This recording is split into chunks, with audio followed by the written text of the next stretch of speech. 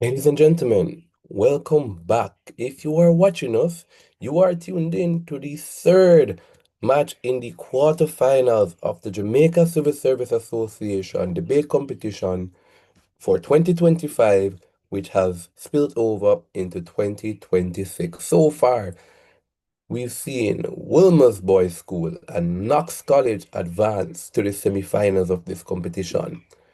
We now have two more excellent institutions vying for one of only two remaining slots in the semifinals. In proposition, St. George's College, and in opposition, Immaculate Conception High School. Ladies and gentlemen, I am Ravon Thomas Matthews, and for the purposes of this match, I will be your chair judge. At this point in time, I want to hear from the debaters.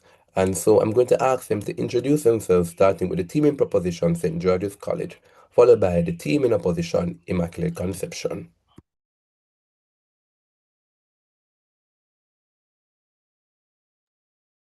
Good afternoon, respected adjudicators, timekeeper, and of course, my worthy opposition. I am Javan Gentles, and I'll be your first speaker for today's debate.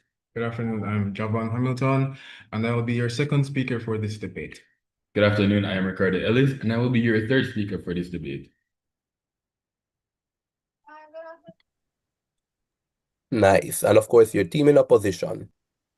Good afternoon. My name is Aisha Stone, and I will be your third speaker for this debate. Good afternoon, everyone. My name is Olivia Powell, and I'll be your first speaker for the opposition today. Good afternoon. I am Dejanae Jonas, and I will be the second speaker for today's opposition team. If I may, I apologize for the sound of my voice at the moment. I'm feeling a bit ill, but we'll continue. No problem at all. I myself am not feeling too well, but we press on for the joy of the sport. The motion before us reads, given limited resources, this House would prioritize supporting public sector workers who care for elderly relatives over making modest upgrades to elder care facilities. Ladies and gentlemen, I know that you are super excited for this debate. At this point in time, I invite Jordana Denton to run through quickly the format of this debate. Hi everyone. So as you know, we're doing the Jade parliamentary format. Right. So what will happen is we'll have the first two speakers and they will go for 7 minutes each. They'll present their team's first substantive cases.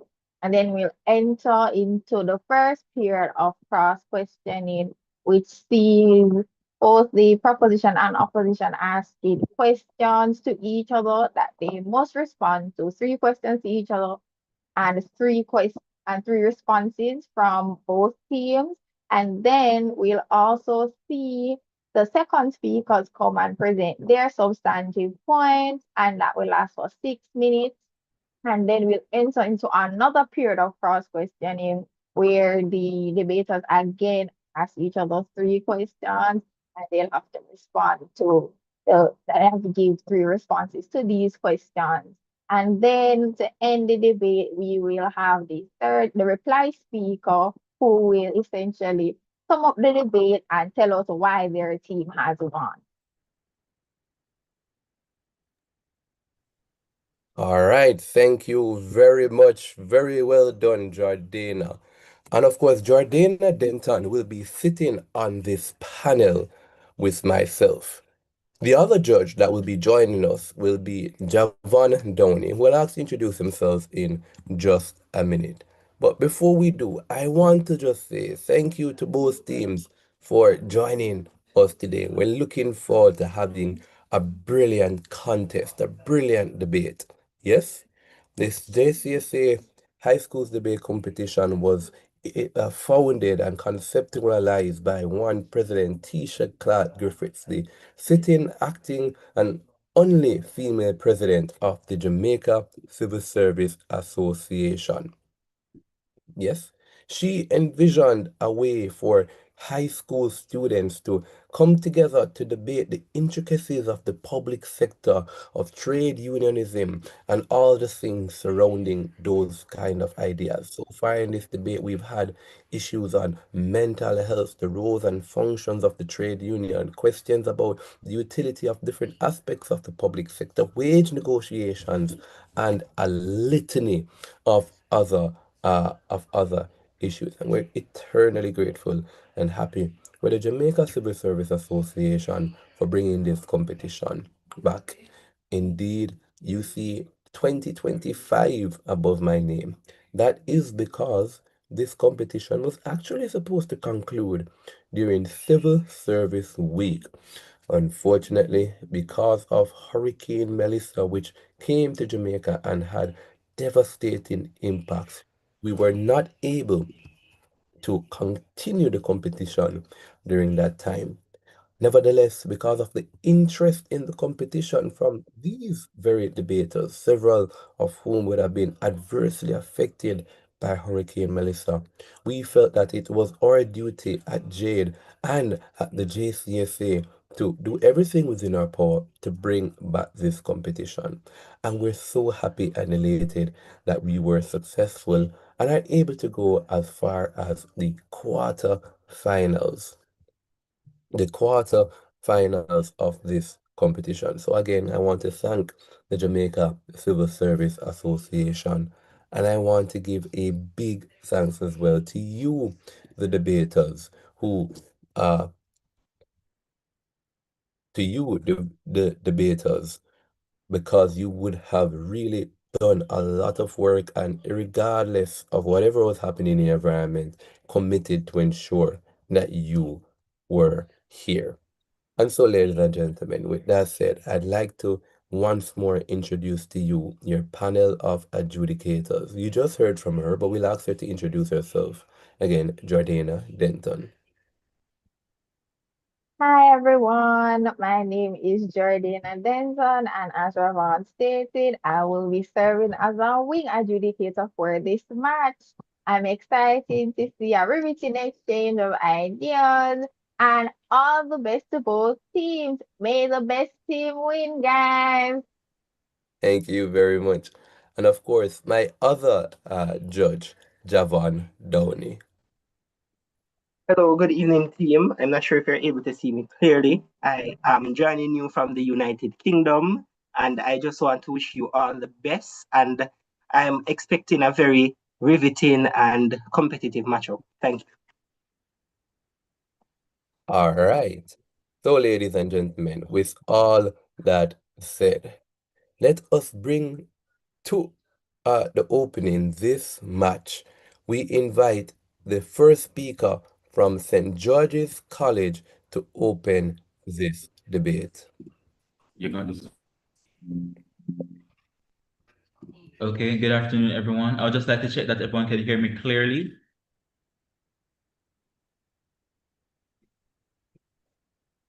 Loud and clear, Javon. Okay.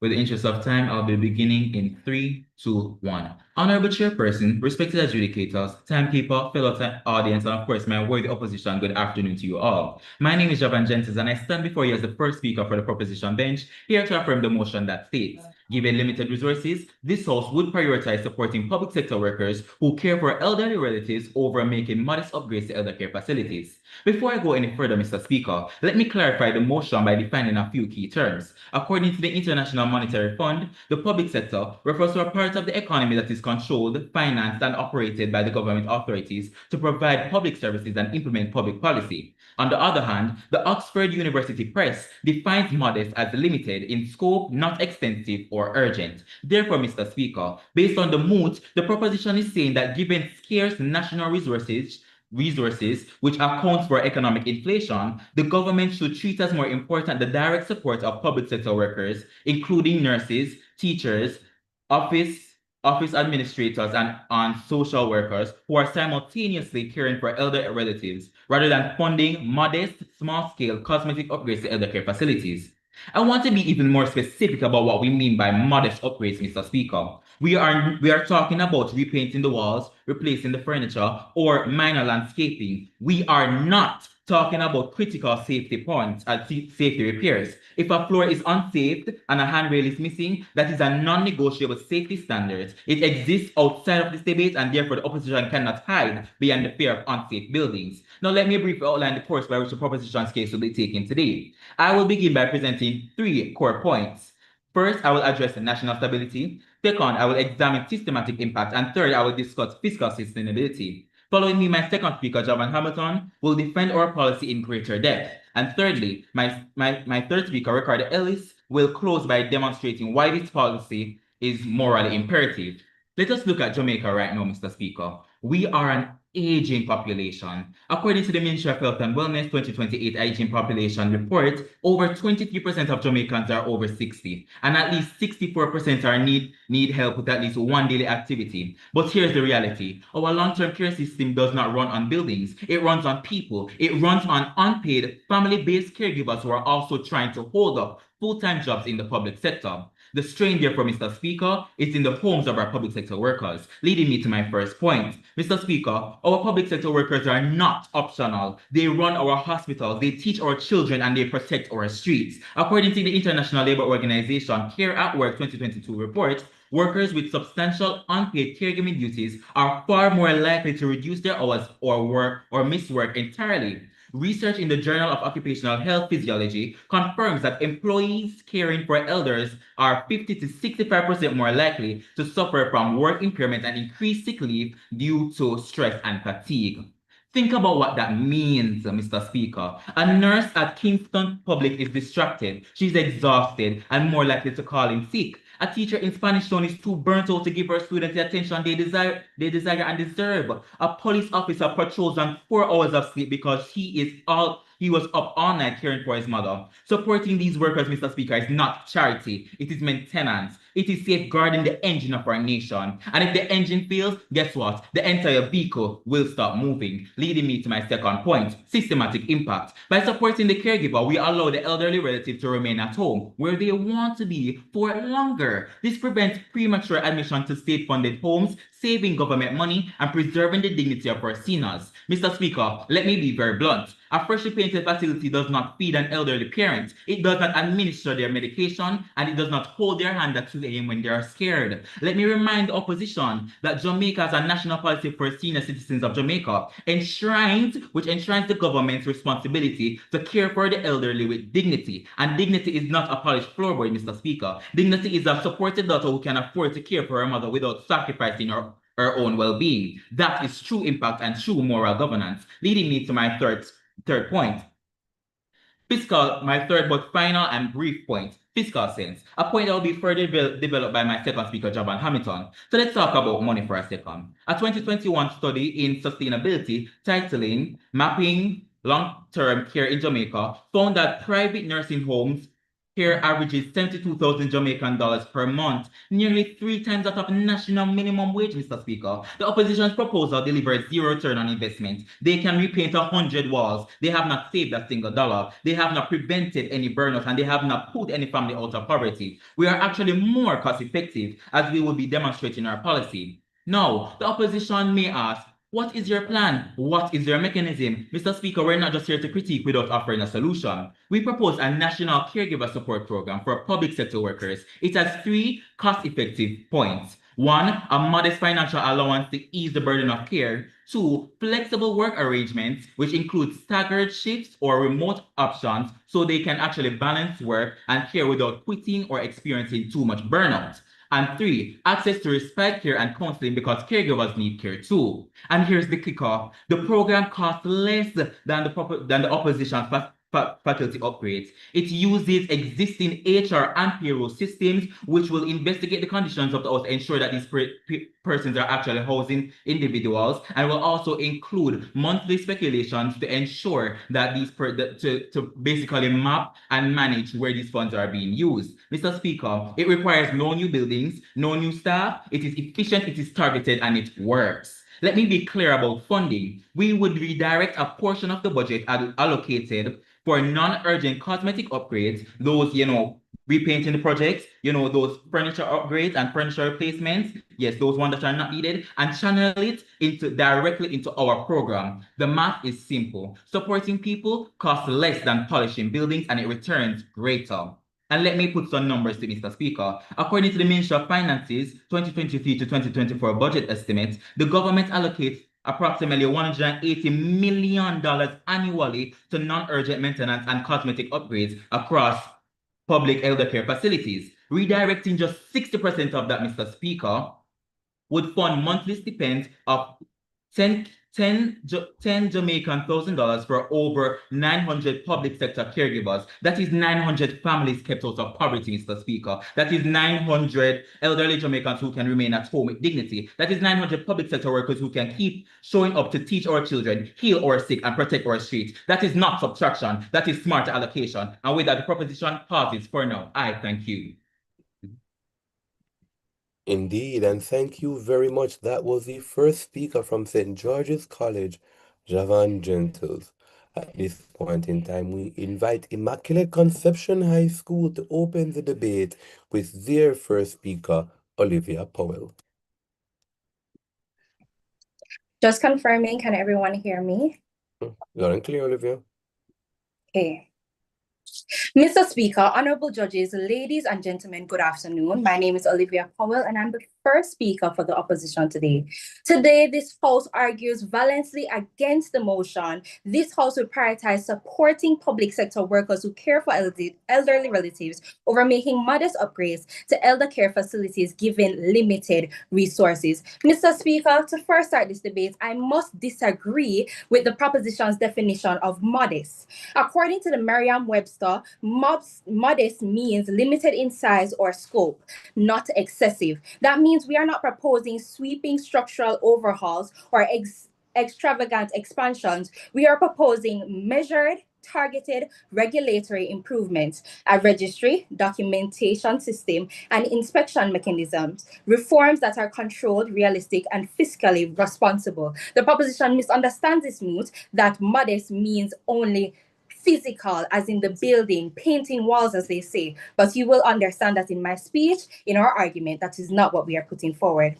Today, I will establish two things. First, that the government model fails on practicality. Second, facilities can be monitored. Millions of bedrooms cannot. My second speaker, thousands of bedrooms cannot. My apologies. My second speaker, DJ Jonas, will expand on equity and state obligation. And our third speaker, Aisha Stone, will dismantle proposition and crystallize why we win. Let me be clear, caring for the elderly is a moral duty and a cultural value we all share. But culture without legal protection, oversight, and accountability is nothing more than good intentions dressed up as policy. Jamaica currently lacks enforceable legislation that protects elderly citizens from abuse, neglect, and exploitation.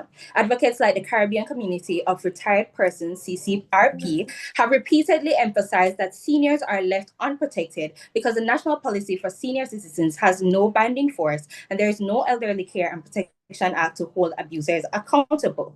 The government's model requires Mr. Speaker, I must also point out that the government has not fully outlined their policy. So the government model may require paid leave, financial stipends, and incentives for caregivers, but who exactly gets this support? Jamaica's culture is one in which families already shoulder the burden of elder care. Grandparents, parents, aunts, they are looked after at home. So if we grant caregiver leave to all of these people, not accepted at this time, a public service that is already strained, disillusioned, and under-resourced cannot absorb mass leave without jeopardizing schools or hospitals and essential services.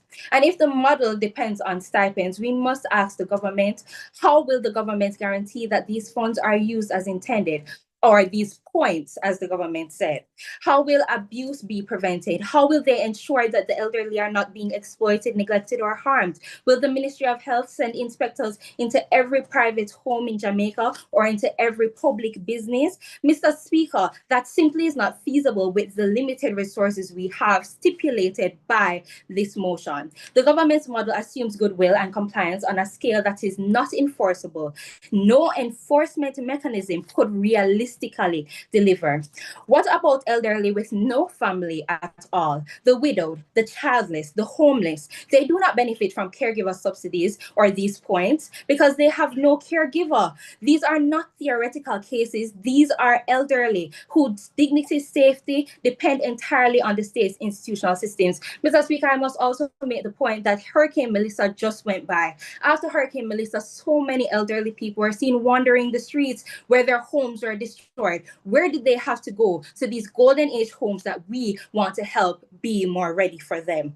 Let us examine the alternative, upgrading the elder care facilities. Yes, Jamaica's facilities are imperfect. In fact, only about 10% of nursing homes are formally registered or even monitored by authorities, meaning that many operate outside regulatory oversight. That is not an argument against institutions, it is an argument for why they need support and investment. Institutions can be monitored, regulated, and held accountable. Unlike bedrooms in private homes, elder care facilities can be inspected, staffed, and improved with policy interventions. When we speak of modest improvements, we do not mean marble floors or painting the walls or luxury expansions. We mean governance. We mean a national registry of elder care facilities. We mean standardized documentation. We mean funding inspection teams to ensure compliance, designing forms, analyzing data not accepted at this time, and conducted targeted inspections that require resources.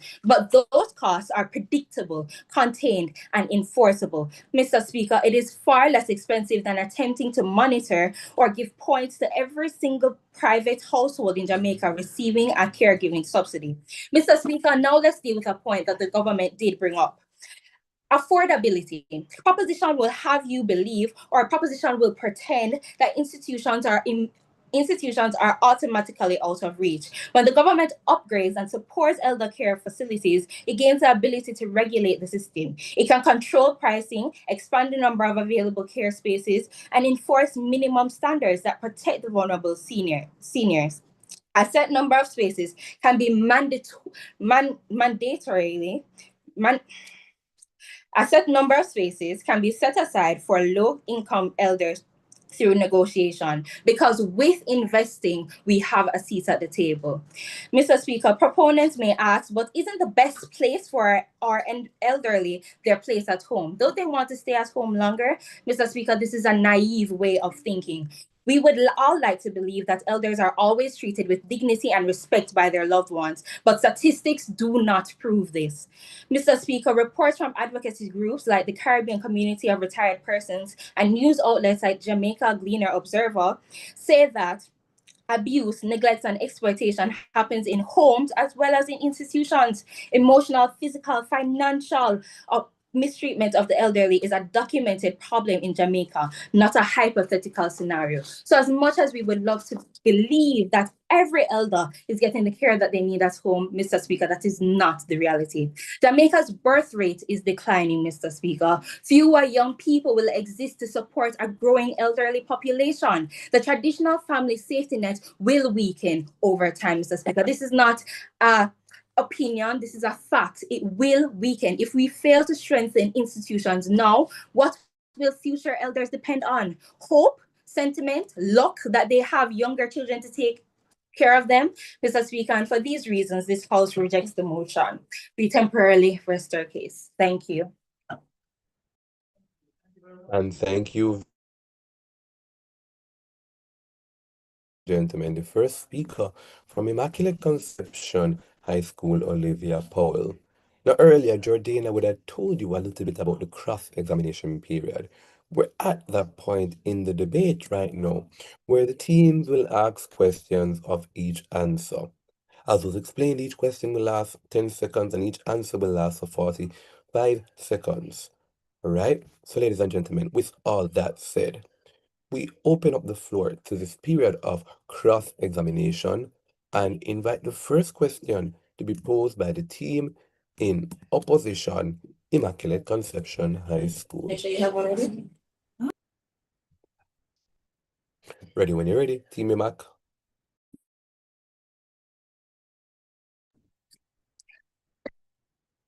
In your speech, you mentioned that this place is really monitored. Where exactly Mr. Speaker, in our mechanism, we give enforcement mechanisms. We also give monitoring mechanisms, but this is not seen in the government's case. Judges, how do you contend with this? Respectively, we would like to decline. We did in fact state in our policy that this will be utilizing existing HR and payroll systems, which will basically investigate the conditions of the home to ensure that the elderly are actually there being housed. And two, also to ensure that we're going to be monitoring monthly. These HRC are going to monitor monthly how these payments are going to be utilized, right? Through banking analysis, etc. It's also going to basically analyze the home situation to ensure that these elders are actually the conditions that they're in and the housing that they're in is actually suitable to live in. Moreover, our policy also states that documentation of elder dependency ensures legitimacy. So leave and stipends are capped and reviewed through the HR channels that we will be providing. This is far more controlled than opposition's capital allocation, which is irreversible if projects stall or fail. So minor abuse is reversible and failed upgrades lock in wasted resources. Okay. In your mechanism, what happens to elderly people who have no children or whose families have migrated? All right, so to begin with, just to remind that that's a mischaracterization because the mood did in fact basically categorize us the persons who are in fact have relatives that are taking care of them that are in the public sector. However, when the policies has been instilled, we have no objection to expanding the policy to make sure that it includes persons that do not have relatives at that time. Moreover, facilities remain funding. We're sequencing the marginal dollar, Mr. Speaker, and side opposition, not defunding institutionals. So by stabilizing household caregivers, we reduce unnecessary institutional demand and preserve scarce beds for elders who genuinely lack family support or require high dependency care. In other words, our policy indirectly protects elders without family by preventing avoidable occupancy pressure from those who could safely remain at home with structured support. Not to mention that, Mr. Speaker, but the mood did also state limited resources and therefore we have to prioritize. And statistically, it shows that most of the elderly persons are housed informally. So therefore, we have to make sure that those are taken care of. In your mechanism, with limited resources, how do you justify or how do you contend with the fact that you will have to verify thousands of houses with limited resources as well as giving money to these persons? So you have inspection, you have logistics, and you have money to give these persons. Have you considered the long-term financial impacts on the country that this will have? Firstly, the government of Jamaica has a national rights policy that already includes HR and payroll system, which is why our policy is a lot better because it already utilizes the systems that are in place, right? Also, we would have stated that we would have used the money that are in limited resources, we would have used at least 60% of the cost, which is extremely high, which is approximately 108 million, and we basically redirect 60% of that to give at least 10,000 Jamaican dollar stipend to at least 900 public sector caregivers. And seeing that the public sector caregivers are the backbone of Jamaicans, the Jamaican nation, that would basically alleviate a lot of the troubles or stress or burnout that the nation is facing. All right, thank you very much. We now flip this arrangement and invite St. George's College to pose their questions to Team IMAC.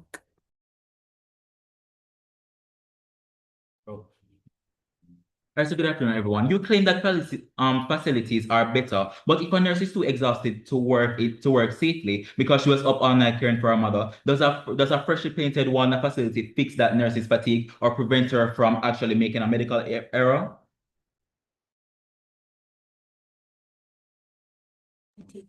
Okay, I'm not sure if you heard, but when our first speaker gave her speech, she actually redefined what we meant by modest upgrades. So we are not only painting buildings, we are creating systems, we are creating documentation, we're funding better staffing and things like that that will help elder care facilities. Also, in addition, you say that this nurse, she cares for her mother, and then she comes to work and she's tired.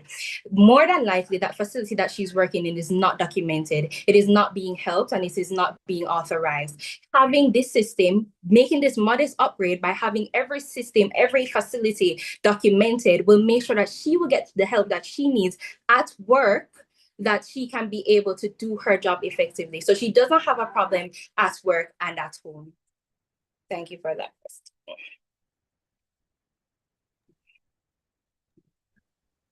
All right, so you would have stated that your first speaker would have stated a definition that says limited in size or scope, right? Therefore, wouldn't that also include painting jobs and like simple cosmetic and aesthetic appeasance? Okay, thank you for that question. I'd like to reshape it or put it in a different way. For example, the mood says that you would give support. You are allowed to decide how that support is given. The mood says that we are allowed to give modest updates. We are allowed to decide what that modest update is. The only stipulation is that it is modest, right? So this question, I hope that gives more clarity on what the motion is asking. Find what our modest upgrades look like. So we're asking to stop pushing your version of modest upgrades when we already defined our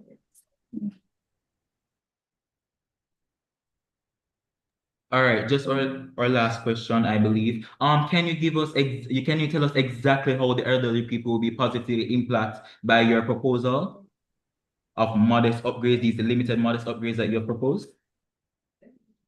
Okay, let me now remind you of our mechanism. So we have a documentation system, and also with this documentation system and investing into these facilities, we will have a say in these facilities. So we will be able to negotiate with these persons who own these homes and give an option that we can have limited spaces or a number of spaces allocated for those who are low income. And if you're a low income worker, you can put your elderly parent or family member into this system. How this benefits the elderly people, you keep neglecting the fact that we have elderly in our country, even more now than ever with Hurricane Melissa, that don't have homes, don't have anyone to care for them, do not have this support system to lean back on. And that is who we are focusing on. That is who we are making these upgrades for. This is why we are putting these facilities into practice. Indeed, and thank you very much to both teams for that first period of cross-examination. Now, at this point in time, we're going to invite the second speaker from St. George's College to extend the case for side proposition. That speaker is, of course, Javon Hamilton. Thank you. I'd like to clarify that you can hear me well. Loud and clear. Okay, I'll start on my next slide. Good afternoon, Chair, judges, opposition, ladies and gentlemen. As second proposition, I will do three things: reinforce the framing set by my first speaker, respond to the opposition's model, and deepen our analysis on labor sustainability and long-term state capacity. My first speaker has already demonstrated three things clearly. First, that this debate is about national stability, protecting the functioning of the state when resources are limited. Second, that cost matters. We must invest where returns are highest. Third, that policies in this debate have systemic impact, not just individual benefits. I will show you why supporting public sector caregivers is the only option that protects the backbone of the state itself. Now to go into some rebuttals that our opposition would have stated, such as Hurricane Melissa and crisis preparedness. Opposition might cite that Hurricane Melissa to argue that facilities need upgrades to protect residents during crises. While infrastructure improvements are important, they are static and vulnerable to disaster. Skilled caregivers retained through our mechanism provide human infrastructure, ensuring continuity of care before, during, and after emergencies. Buildings can fall, but trained personnel remain able to triage, supervise, and provide emergency care, something modest upgrades alone cannot achieve. Before we go further, let us be clear about what we are actually proposing. Our mechanism formalizes caregiver accommodation within the public sector. Employees register elder dependents through HR verification. Once verified, they gain access to structured scheduling flexibility and limited protected leave for medical supervision. This is not vague sympathy, it is structured policy. Enforcement occurs through existing payroll systems, supervisory oversight, and performance appraisal mechanisms. Abuse is deterred because leave is documented, performance is monitored, and registration is verified. Critically, this requires no new infrastructure. It operates entirely within existing state authority and administrative systems. It is immediately enforceable, Mr. Speaker. This speaks about capital projects. We are speaking about policy reform using systems already in place. leading to my first substantive, protecting the state's operational capacity. My first speaker spoke about national stability. I want to show you what instability actually looks like in practice. Public sector workers are not interchangeable pieces, Mr. Speaker. A trained nurse in a public hospital cannot be replaced overnight. A teacher with 10 years classroom experience cannot be swapped out without consequences. Under the status quo, caregiving responsibilities already cause absenteeism, reduced productivity, and early retirement. When a nurse has to leave mid-shift because an elderly parent has no one to supervise medication, that does not just affect her household, it affects patient-to-nurse ratios, waiting times in A&E, remaining staff who must absorb this additional workload. Burnout increases, morale drops, more workers leave. This is a compounding cycle. Supporting caregivers interrupts that cycle. If the state offers structured caregiving leave, flexible scheduling, or financial relief, workers are not forced into extreme decisions like resignation or migration. No, weigh that against facility upgrades. Upgrading an elder care facility might improve flooring or ventilation. Point of information. Yes, but if the hospital next door loses 3 nurses because they cannot balance caregiving with work, the overall healthcare system deteriorates. Opposition strengthens a building. We stabilize the people who operate the state. The magnitude is different. The ripple effects are wider. My second substantive, human capital preservation and long-term economic value. Let's go deeper on cost, not surface-level expenditure, but economic value preservation. Public sector workers represent years of state investment. Their education, training, certification, and on-the-job experience are subsidized directly or indirectly by public funds. When caregiving pressure pushes a mid-career teacher out of the profession, the state loses that investment. A new graduate must be recruited. Productivity drops during transition. Student outcomes may decline. In sectors like healthcare, this is even more severe. Training a registered nurse takes years. Replacing senior medical staff is not immediate or cheap. Now consider this. Facility upgrades are capital expenditures with limited multiplier effect. Once the money is spent, it sits in concrete and paint. Supporting caregivers preserves earning power, tax contributions, and institutional continuity year after year. Economically, this is the difference between one-time aesthetic improvement versus long-term protection of productive capacity. In a resource-constrained country, preserving skilled labor has a far greater return on investment than marginal physical improvement. My last substantive, Mr. Speaker, household stability and economic spillovers. Now let's look at systemic impact beyond the individual worker. When a public sector employee reduces work hours to provide elder care, household income declines, mortgage or rent payments become harder, savings shrink, pension accumulation slows. In many households, especially where public sector employment provides steady middle income stability, that loss destabilizes not just one person, but entire families. This creates secondary burdens, greater reliance on extended family, increased demand for informal loans, higher vulnerability during economic shocks. And in the worst cases, Mr. Speaker, workers may migrate to countries with stronger caregiver support system, worsening domestic brain drain. Supporting caregivers keep these workers economically anchored. It protects intergenerational financial stability, pension systems, consumer spending power, long-term tax revenue. Facility upgrades do not influence any of these macroeconomic dynamics. They improve comfort for residents within institutional walls. Yes, we protect economic stability beyond those walls. Now let's compare this debate. Comparatively weigh this debate, Let's be clear. Opposition offers improvement in an environment for a limited number of institutionalized elderly individuals. We, as the proposition, offer fewer public sector resignations, reduced burnout cycles, preserved skilled labor, stable public services, stronger household economies, lower long-term fiscal drain. When resources are scarce, governments must choose policies that prevent structural weakening. The collapse of workforce capacity harms healthcare, education, and public safety. A modestly renovated facility does not compensate for systemic workforce attrition. This debate is about safeguarding the engine of the state. Workers are the engine, these buildings are not. For those reasons, the proposition stands firm. I thank you. And thank you very much. That was, ladies and gentlemen, Javon Hamilton, the second speaker from St. George's. We now invite the second speaker from Immaculate Conception High School to extend the case for silent opposition.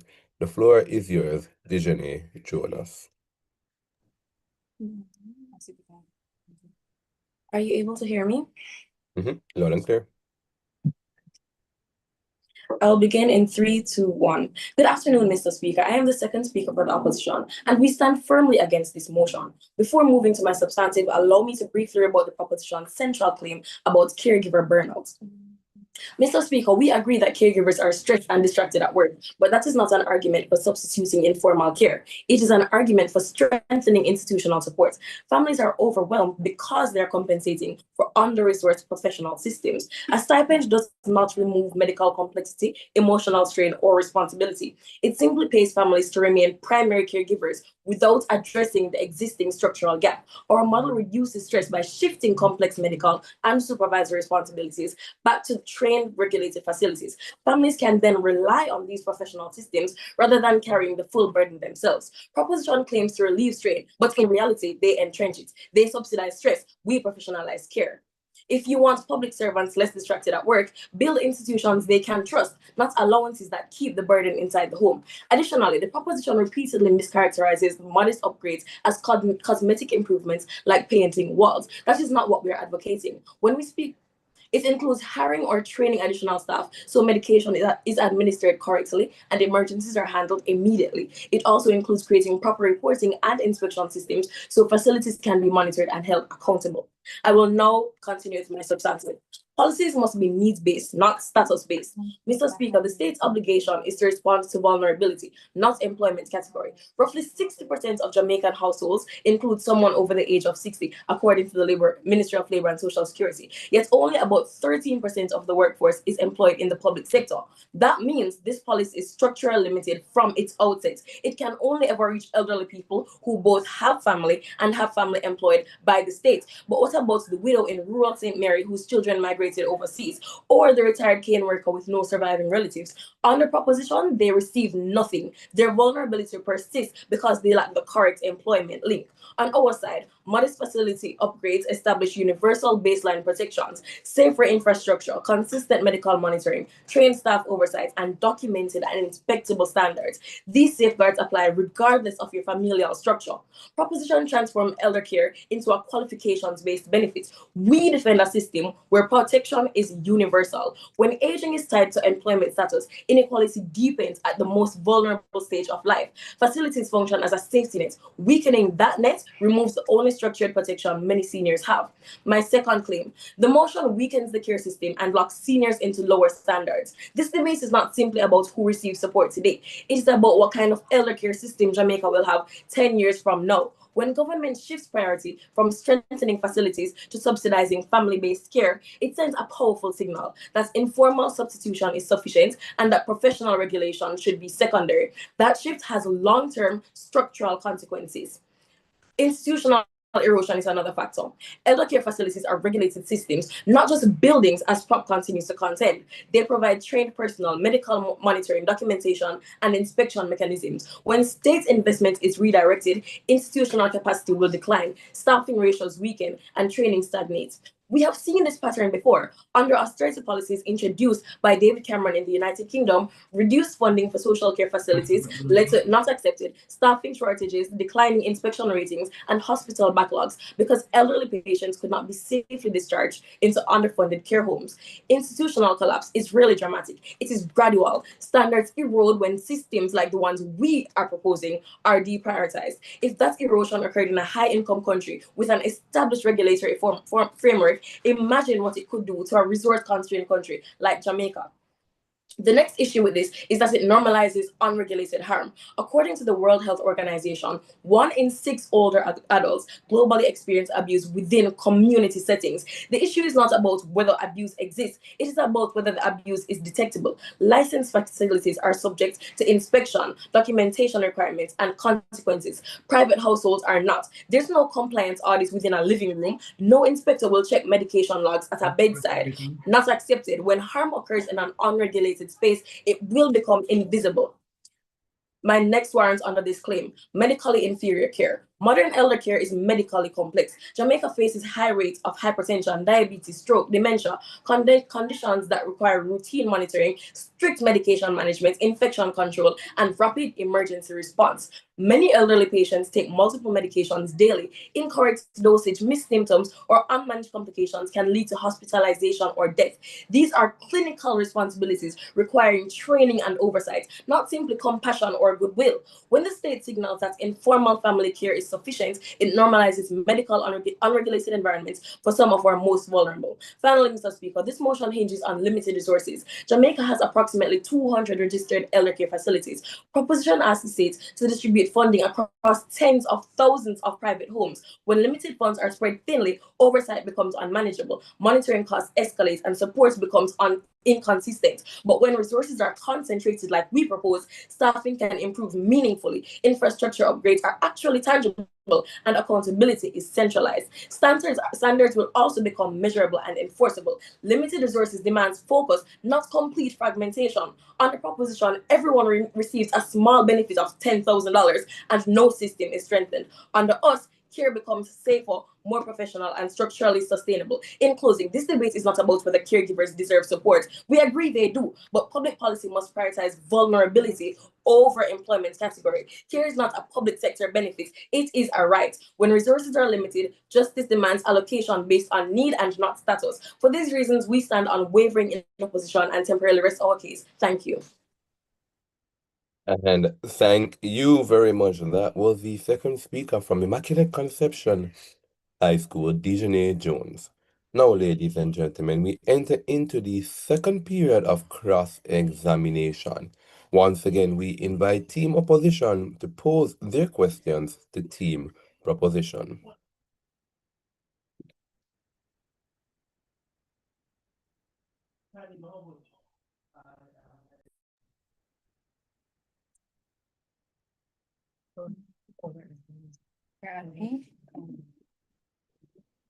I pose this question. Have you calculated the long-term fiscal cost or sacrifices of productivity loss in the public sector if caregiving leave becomes normalized?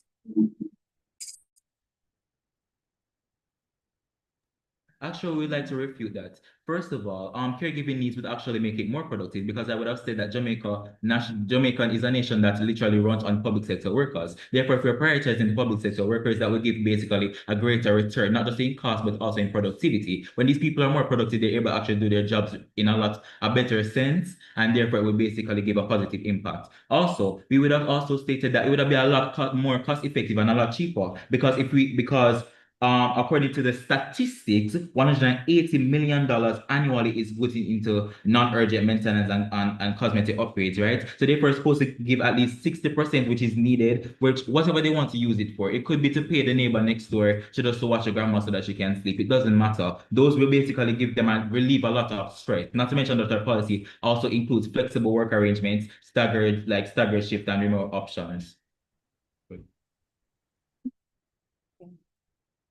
How exactly will the government monitor thousands of private homes receiving subsidies to ensure elders are not neglected or financially exploited? Please note that this motion says limited resources. Using a system that is already in place does not eliminate the cost associated, and this cost must be limited.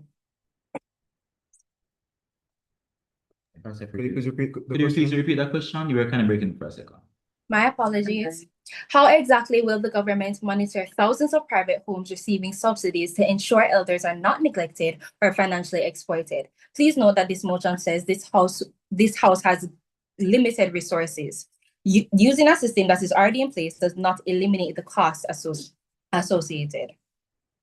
Firstly, the fact that this is in limited resources is why our policy is a lot better because firstly, we're already using the systems. That's why it's limited. We don't have to instill new systems because we have lack of resources. So just utilize what we already have, right? Firstly, the HR and payroll systems are already impacted. We can take PATH for an example. In order for the persons to even know they need to basically make sure that their houses, their living conditions are actually stable to go through the PATH policy. So therefore, these are examples of policies that we already have in place. So it wouldn't be a new structural reform. We're just going to be basically using the same things. I have HR and payroll systems that are going to basically just oversee. We said that monthly, they're going to basically oversee. They're going to look at the bank transfer. They're going to look at and analyze how this money was spent and ensure that these checkups, right, which are already in place, hence limited resources, because we're not using any more resources, right, are being used correctly.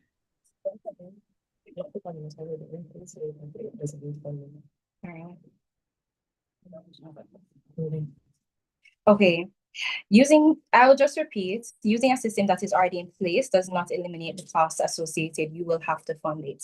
If your model fails to prevent even one case of severe abuse because oversight looking into these homes was not possible and was impossible under limited resources, do you accept that limited resources was misallocated?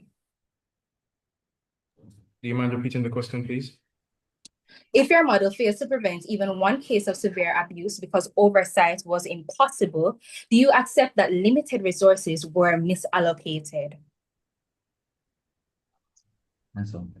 So no, we would not concede on that point. Our policy stabilizes households already providing non-clinical care. Existing public health and social services handle these unstable homes. Opposition ignores the widespread care already happening at home and assumes infrastructure alone guarantees safety. Not to mention that in our policy, we did state that these HR systems, they will basically go to the homes and examine the situation to ensure that these homes are actually stable, which these homes actually also include the people that these persons are living under. They need to make sure that these persons actually don't need to go into a facility, right? Which which is not exactly in the scope of our mood. However, we will digress. All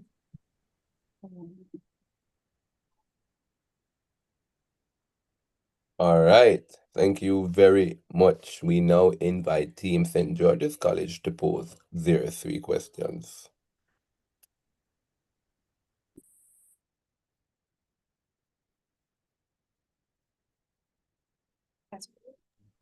All right, so you would have said you'd have put a lot of emphasis on training individuals, right? And putting a lot on staffing and restructurization.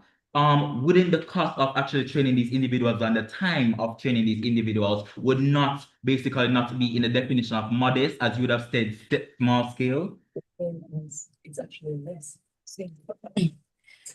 We contend that it's actually less than training every single public sector worker who provides for or cares for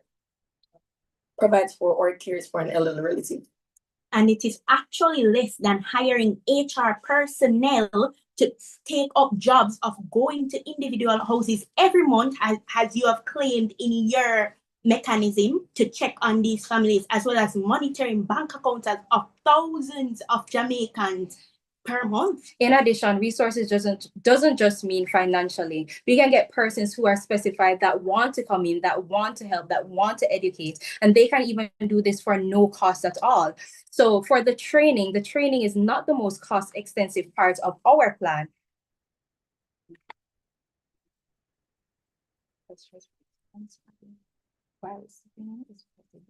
I propose this next question. Do you accept that most elder care in Jamaica happens in homes rather than institutions? If so, why prioritize facilities over households?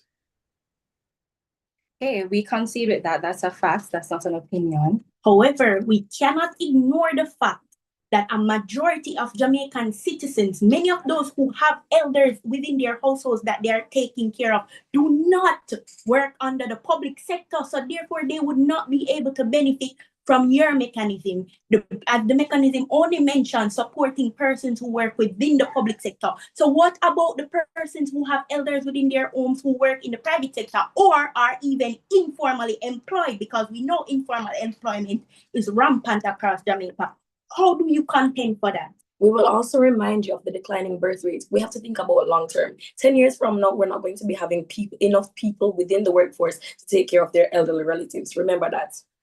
Also, in addition, we are also prioritizing those who have no support system, that have no supporters to benefit from.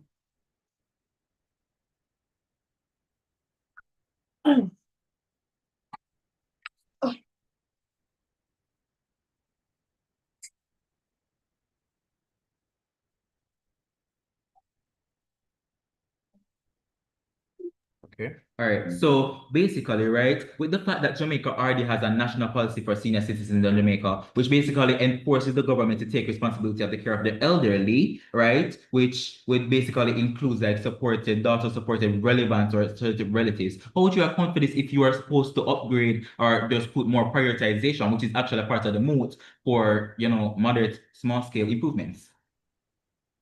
Okay, just repeating repeat the question. Please, thank you. Okay, so basically saying that basically the national policy of Jamaica, right? It basically already covers senior citizens and basically enshrines the government, right, to actually take care of the elderly whichever possible way that they can in terms of Okay, thank you. financial support.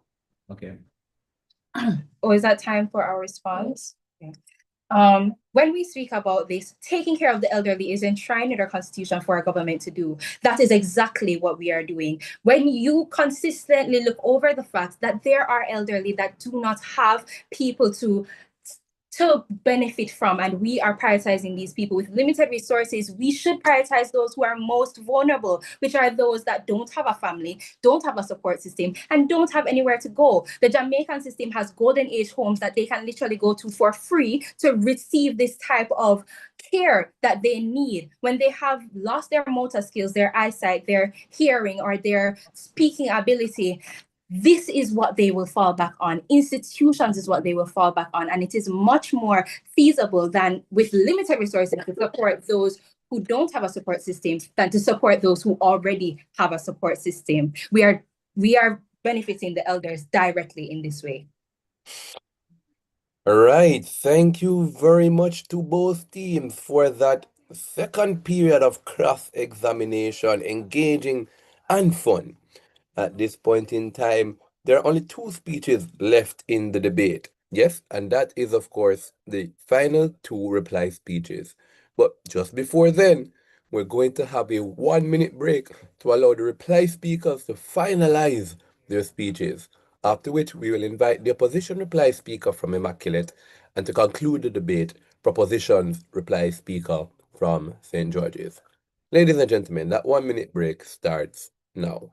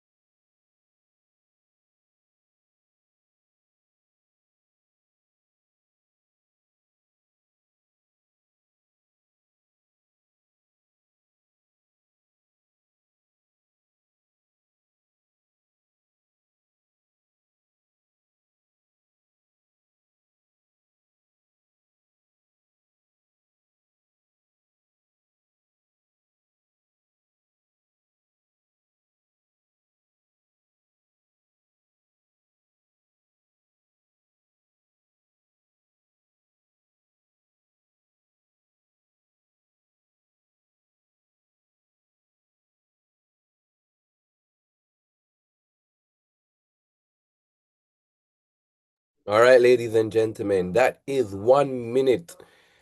Debaters, this is your final shot to prove why your team has won this debate.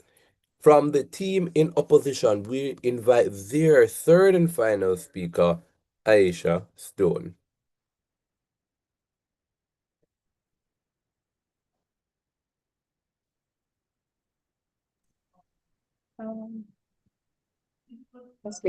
Hello, can I be heard?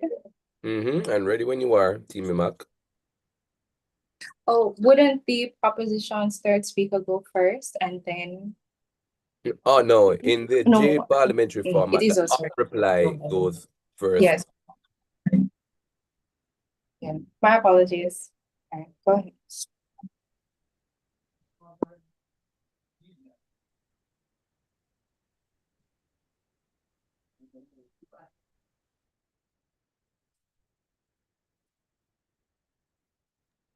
Ready when you're ready, Aisha. Good afternoon. Are you able to hear me clearly? Loud and clear. What? Okay. Just check again and then. Okay, can you hear me? And Okay, see you. okay. I will begin in 3, 2, 1. All protocols observed. I will begin by reaffirming the core arguments established by this bench before dismantling the proposition's case. My first speaker demonstrated that the proposition's model collapses under the reality of limited resources. Distributing subsidies across thousands of private homes creates an enforcement nightmare where the state cannot realistically monitor how funds are used or ensure the safety of the elderly. By contrast, investing in elder care facilities allows the government to regulate, inspect, and influence how care is delivered, ensuring oversight and accountability where it actually matters. My second speaker then exposed the deeper flaw in the proposition's policy. It allocates support based on employment status rather than vulnerability. By prioritizing only public sector caregivers, their model excludes elderly individuals without a family caregiver or whose families fall outside that category, while simultaneously weakening the institutional systems that provide the only reliable safety net for many seniors. I will now address the flawed assumptions underlying the proposition's case. Mr. Speaker, the proposition places enormous confidence in HR systems as the backbone of their policy, but HR systems were designed to manage workplace issues, payroll leave, employee grievances, and even in the environments that they were built for, they often struggle to resolve problems effectively. Now the proposition expects those same systems to monitor the well-being of elderly citizens inside private homes across the entire country.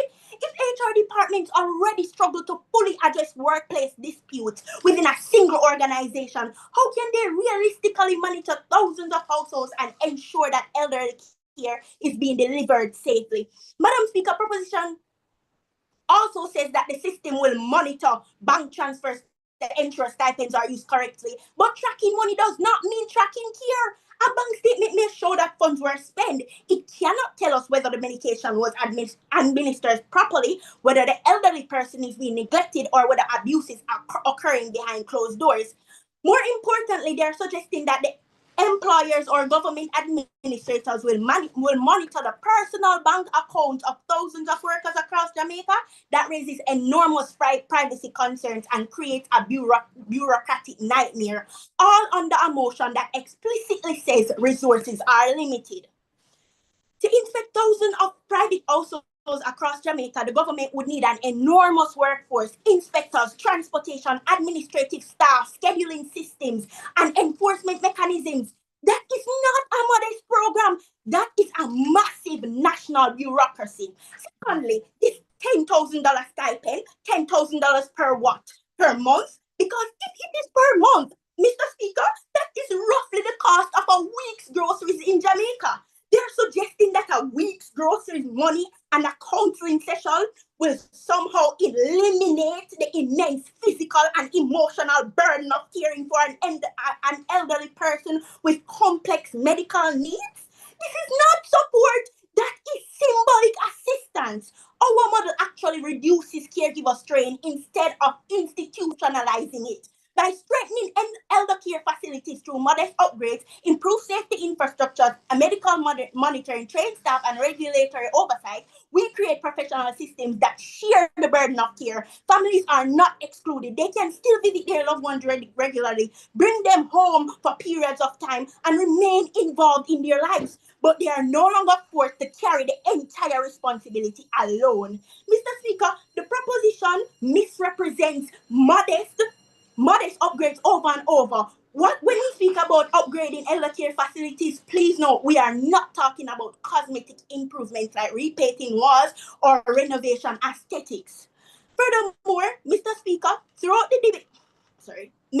the proposition highlights the stress faced by caregivers time and time again throughout the debate. And on this side of the House, we do not dispute that reality. Caring for an elderly relative can be physically, emotionally, and financially exhausting. But the flaw in their argument is that they respond to caregiver stress by institutionalizing that burden. Mr. Speaker, throughout this debate, the opposition has prioritized structure while the proposition has relied on sentiment. With limited resources, governments must invest where oversight, regulation, and enforcement are actually possible, not in thousands of unmonitored private homes. The proposition offers good intentions and hopes families will manage, We offer systems that can be inspected, regulated, and strengthened over time with the limited resources available. Elder care should not depend on who your children are, where they work, or whether they can carry the burden alone. It should depend on whether the state built institutions strong enough to protect you when you needed it most. When resources are limited, responsible governments invest in systems, not sentiment. For this reason, the House must firmly reject this motion. And thank you very much, Aisha, for concluding the debate for Team Immaculate Conception High School. Now, to conclude the debate for Team St. George's College, and overall, we invite their third and final speaker, Ricardo Ellis. All right, can you confirm that you're hearing me? Loud and clear, Ricardo. All right, so I will start with my next story. Good day to the host, all protocols observed. Opposition has mischaracterized the moot and they argue an entirely different moot. This debate is about whether facilities matter. They do. It is about priority under scarcity, which intervention reduces elder vulnerability with the least implementation risk. If their upgrades expand beds or soft staffing, that is structural reform. Their point of Hurricane Melissa. Exactly. So not modest upgrades, and it is not the motion presented before this house. As third speaker, I will audio a mechanism crystallize the decisive clashes and weigh why our world functions while theirs collapses under Jamaican administrative reality. The opposition says modest upgrades make facilities safer facilities relieve families, stabilize workers, and stabilize workers fix the system. First, those without families. The opposition asks who cares for them. We ask who does the facility serve today. The truth is, even with the upgrades, their facilities will never have enough beds for everyone without families. Our policy at least supports the families that do exist so that fewer elderly don't end up alone. We prevent the problem. They wait until it's too late. Second, those outside of the public sector. The opposition wants you to believe that because we cannot help everyone, we should help no one. That is not logic, that is paralysis. Every policy starts somewhere. Every program begins with someone. The National Health Fund started covering some drugs before it covered more. PASS started with some families before it expanded. The opposition's perfect world where everyone is helped equally does not exist. In the real world, you start with where you can, with who you can and you build. We're not ignoring the public sector caregiver. We're proving that caregiver support works so that tomorrow we can fight for them too. Our model is not theoretical. Countries like Germany and Australia compensate family caregivers to keep them in the workforce. This stabilizes caregivers, prevents burnout, sustains labor participation, and delays unnecessary institutionalization. In Jamaica, with a smaller and more centralized public sector, HR-based caregiver accommodation is administratively feasible and fiscally lighter than capital-heavy, modest facility upgrades, as opposition may argue. To mention, we utilize pre-existing HR, so it does not require hiring new personnel, which makes our possible policy more cost-effective. UP is living in an idealized world where they believe that people will want to train for no compensation. If we grant them their strongest point, that modest upgrades marginally reduce certain risks for current residents, scarcity forces prioritization, localized safety improvements matter, but systemic vulnerability determines whether the entire structure holds. Now rebuild our mechanism. Elder safety depends on caregiver stability. In the Jamaica public sector, authority flows through rosters, appraisals, transfers, active opportunities, and renewals. Caregiving therefore becomes a workplace risk calculation. When medication must be collected or clinics run late, a worker chooses between elder safety and professional consequence. When systems do not accommodate caregiving, three behaviors follow: concealment, delay, and burnout. Every caregiver we fail to stabilize today becomes tomorrow's staffing shortage inside the very facilities opposition wants to upgrade. Opposition says this helps only a narrow group. That misunderstands the state structure. Public sector workers are the backbone of service delivery. Stabilizing them protects their elders and preserves the services every citizen relies upon. And this is precisely where the state has enforceable authority. The government cannot regulate private employers overnight, but it can mandate caregiver accommodation within its own workforce immediately. Opposition says that this abandons elders without family. It does not. Facilities remain funded. We are sequencing the marginal dollar, Mr. Speaker. Stabilizing household care reduces unnecessary institutional demand and preserves scarce placement capacity for elders who genuinely require facility-based care. No collapse this debate into two decisive clashes. Clash one, likelihood of success. Caregiver support runs through existing systems. Payroll, HR circular, supervisor enforcement with a short enforceable chain. Facility upgrades run through procurement bottlenecks, contractor timelines, maintenance cycle, and staffing constraints. If upgrades remain modest, they cannot solve access or staffing. If they solve access or staffing, they are not modest. Either way, the conversion of the opposition is not proven. Clash two, magnitude and risk. Our intervention reaches caregivers' households across ministries and parishes immediately, reducing risk where most care occurs in homes, as opposition conceded, before deterioration becomes an institutional crisis. If our policy requires refinement, criteria can be tightened. Errors are reversible. If scarce capital is locked into modest upgrades that fail to expand access or staffing meaningfully, opportunity cost is entrenched. Household strain continues, burnout spreads, workforce attrition rises. Prevention is fiscally cheaper than crisis-driven institutional expansion. Now let us weigh. Probability favors enforceable HR support over infrastructure, stalled by administrative bottlenecks. Scale favors distributed household stabilization. Over-concentrated site improvements, permanence favors us. A supported worker compounds value. A renovated ward depreciates. Reversibility favors us. Support policies are adjustable and misallocated capital is not. Opposition had the burden to prove that modest upgrades convert into broad enforceable relief under Jamaican constraints. They did not. As stated before, opposition is living in an idealized world where they believe that people will want to do training for no compensation. Let's be real. The opposition offers nothing to everyone. We offer something to someone, and that someone is a public sector worker who teaches your children, nurses your sick, and policies your street while going home to bathe their mother. They prioritize renovation within limited capacity. We prioritize stabilization across the system. Stabilize the hands that deliver care before replacing the walls that contain it. With that, proposition wins this debate and proposition prevails. All right. Thank you very much, Ricardo. Yes, I see him taking a drink of water. And thank you very much to both teams for a engaging debate. At this point in time, the judges are going to excuse themselves to another space, and we will return to you shortly with the outcome of this match.